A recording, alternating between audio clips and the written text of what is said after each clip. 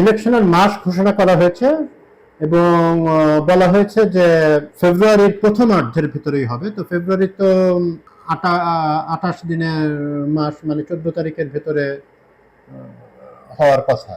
ইলেকশনের সব প্রস্তুতি নিশ্চয়ই সেই অনুযায়ী চলছে। তো এর ভিতরে ইলেকশন প্রস্তুতির ইলেকশন ঘোষণার সাথে সাথেই অনেকটা বা কিছুদিন আগের থেকেও চলছিল যে কিছু কিছু লোক, কিছু কিছু সম্মানিত ব্যক্তি আমাদের সোশ্যাল মিডিয়া বলেন, মেইন স্ট্রিম টেলিভিশনে বলেন, ওনারা একটি দাবি তুলছেন যে আওয়ামী লীগকে নির্বাচনে অংশগ্রহণ করতে দেওয়া উচিত। যদি না দেওয়া হয়, ওনাদের মতে নির্বাচনটিকে নিরপেক্ষ বা অন্তর্ভুক্তিমূলক বলার কোনো সুযোগ থাকে না। তো আমরা তো এই অবস্থানের বিরুদ্ধে আমি ব্যক্তিগতভাবে, যে আওয়ামী লীগ এখানে আপনার একটু বলে নেওয়া ভালো যে এখানে কয়েকজন আমাদের টক শোতে যারা আলোড়ন তোলেন এবং যাদের অনেকেরই নিজস্ব ইউটিউব চ্যানেল আছেন, যেমন সাংবাদিক মাসুদ কামাল, প্রাক্তন আমলা আবু আহমেদ শহীদ খান, তারপরে মাহবুব কামাল, আনিস আলমগীর, ওনারা এরকম কয়েকজন, ওনাদের একটা মতামত আছে।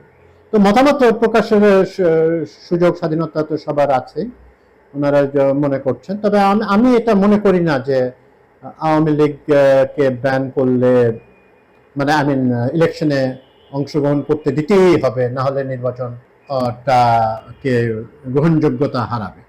আওয়ামী লীগের ভোটার আছেন, আর এটা তো সন্দেহের কোনো কারণ নাই। ওনারা তো প্রতিটা ইলেকশনে ভালো ভোটই পান, মানে পার্সেন্টেজ ওয়াইজ তারা ভালোই ভোট পান, কোনো ইলেকশনে খুব খারাপ অবস্থা ছিল না।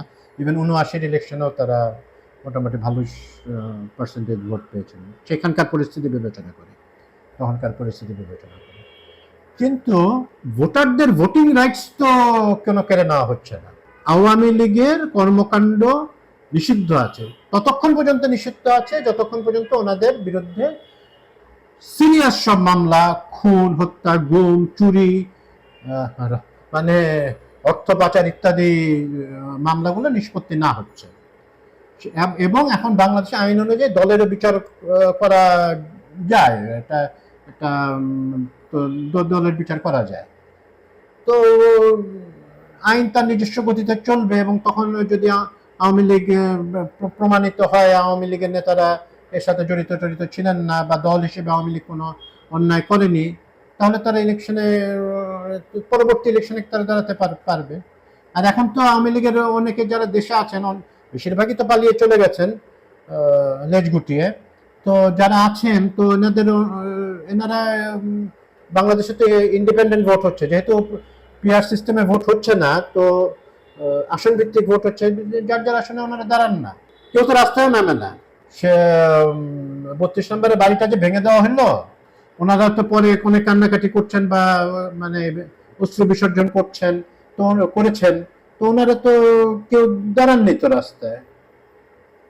ওনারা তো বাংলাদেশের ভিতরেও পালায় আছেন, তাদের আত্মীয় স্বজনের আশ্রয়ে বিভিন্ন ধরনের বলা হয়ে থাকে, বিভিন্ন রাজনৈতিক শেল্টারে নিয়ে ওনারা পালিয়ে আছেন। তো এনারা কোনো 21শে আগস্ট গেল, তারা একটা হরতালের ডাক দিলেন, ওনাদের নেত্রী, উনি তো সময়ে অসময়ে চেহারা দেখান না, কিন্তু তার গলার সুমধুর কণ্ঠ আমাদের শোনান। তো ওনারা তো এখানে করেছেন, তো তারা যে নানাভাবে কর্মসূচি দিয়ে চলেছেন, ঝুটিকা মিছিল কয়েকটা ছাড়া তাদের হরতালও চরমভাবে ব্যর্থ হয়েছে। হ্যাঁ, গোপালগঞ্জে তারা বেশ হ্যাডম তারা দেখিয়েছেন, এবং 5 জন মারা গেছে। তারা শত শত মৃত্যুর কথা, আওয়ামী লীগের লোকদের ভিতরে মিথ্যা কথা বলার প্রবণতাটা একটু বেশি, হ্যাঁ, সার্কামস্টেন্সিয়াল এভিডেন্স তাই বলে। তো ওনারা অনেক কান্নাকাটি করেছেন এবং বলেছেন যে একটা জেনোসাইড হয়েছে ওখানে। জেনোসাইড মানেও মনে হয় জানেন নিশ্চয়ই, এবং কিন্তু এটা এমন একটা ভান করছেন যে এইসব মানেটা ওনারা জানেন। তো কি করার আছে? আওয়ামী লীগ তো তারা কোনো রকম উলচাপ দেখায় নাই, তারা উস্কানিমূলক কর্মকাণ্ড চালিয়ে যাচ্ছে, 5ই আগস্টের পর থেকে একবার ডাকাত লীগ, একবার আনসার লীগ, হ্যাঁ, নানা লীগ আছে, ব্যাটারি চালিত রিক্সা লীগ, চোর লীগ, ডাকাত লীগ ইত্যাদি বিভিন্ন রকমের লীগ আমাদেরকে করছে। তারা কোনো একটা আন্দোলনের অজুহাতে ঢুকে পড়ে সচিবালয়ে ঢুকে পড়ছে। তো তাদেরকে তো we should be very careful about them, এবং তাদের পলিটিক্যাল স্পেস দেওয়াটা বিপজ্জনক, দেশের জন্য বিপজ্জনক, জাতির জন্য বিপজ্জনক। মুসলিম লীগের একসময় বহু সাপোর্টার ছিল, হিটলারের নাজি পার্টির অনেক সাপোর্টার ছিল, ওনারা ধীরে ধীরে, এখন তো মুসলিম লীগের সাপোর্ট নাই, আওয়ামী লীগও ধীরে ধীরে হয়ে যাবে এটা। আর সাপোর্টাররা আছেন, ইন্ডিপেন্ডেন্ট আসুক, ভোট দিক, আর আইনি ফাইট করুক, দেশে আসুক, ওনাদের নেতৃত্ব দেশে আসুক, দেশে ফাইট করুক। এই ইলেকশনটা তো হচ্ছে না, ফরগেট অ্যাবাউট ইট। ফেব্রুয়ারিতে যদি ইলেকশন হয়, এখানে তো আওয়ামী লীগ হচ্ছে না, তারা তো ক্যান্ডিডেট দিবে কোত্থেকে, প্রচারণা চালাবে কোত্থেকে।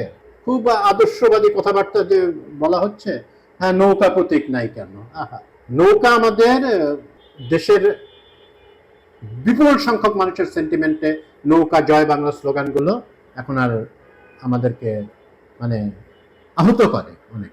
হ্যাঁ, অনেক মানুষের ভিতরে প্রতিক্রিয়া সৃষ্টি হতে পারে।